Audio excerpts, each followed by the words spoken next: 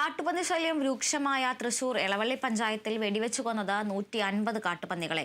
കഴിഞ്ഞ ദിവസം മാത്രം 5 പന്നികളെയാണ് പഞ്ചായത്തിന്റെ നേതൃത്വത്തിൽ വെടിവെച്ചു കൊന്നത്. വ്യാപകമായി കർഷകരുടെ വിളകൾ നശിപ്പിക്കുന്ന കാട്ടുപന്നികളെ പ്രത്യേകാനുമതി തേടിയാണ് ഗ്രാമപഞ്ചായത്തിന്റെ നേതൃത്വത്തിൽ വെടിവെച്ചു കൊന്നത്.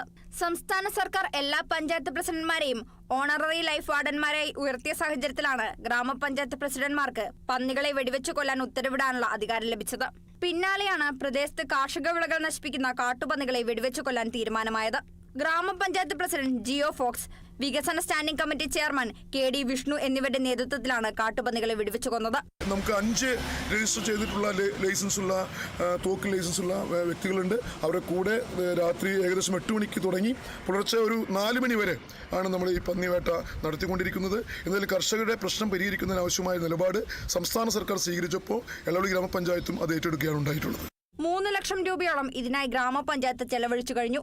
മൃഗശാലകളിലെ മൃഗങ്ങൾക്ക് ഭക്ഷിക്കുന്നതിനായി സൗജന്യമായി പന്നിയിറച്ചി നൽകാൻ തയ്യാറാണെന്ന് കാണിച്ച് സംസ്ഥാന സർക്കാരിന് എളവള്ളി ഗ്രാമപഞ്ചായത്ത് കത്ത് നൽകിയിട്ടുണ്ട്.